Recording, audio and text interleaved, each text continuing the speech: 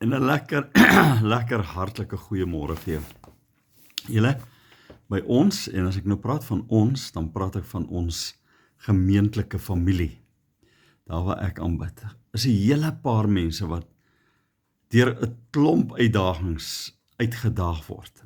Party is regtig baie siek, ander het finansiële dinge wat knyp, ander het omstandighede wat knyp.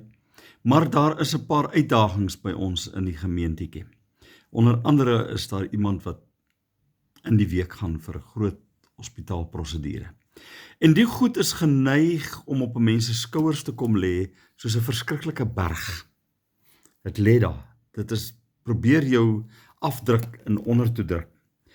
Maar ek wil vanmôre vir jou bemoedig met hierdie woorde. Daar's 'n ou met die naam van Ananias Nin. Hy het die volgende gesê: die lewe krimp of vergroot volgens die proporsie van die mens se moed, jou courage, jou geloof om hierdie goed aan te pak en deur te druk en wat ook al.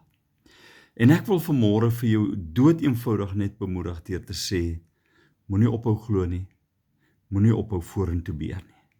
Moenie ophou as jy val om vorentoe te val in aanbidding teenoor God nie.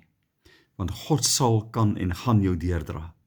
Maar, hier is die maar, die negatief moet jy wegstoot en uitstoot, en plek maak om te sê, ek glo, ek weet, God gaan.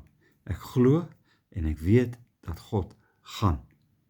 En dit is die vermoë wat vir jou gaan courage gee, wat vir jou die moed gaan gee om deur te druk. Here, baie dankie dat U ons help om in hierdie moeilike omstandighede, wat elkeen van ons afsonderlik in die gesig staar, doeteenvoudig net die bo-menslike vermoë gaan gee, just to get through it.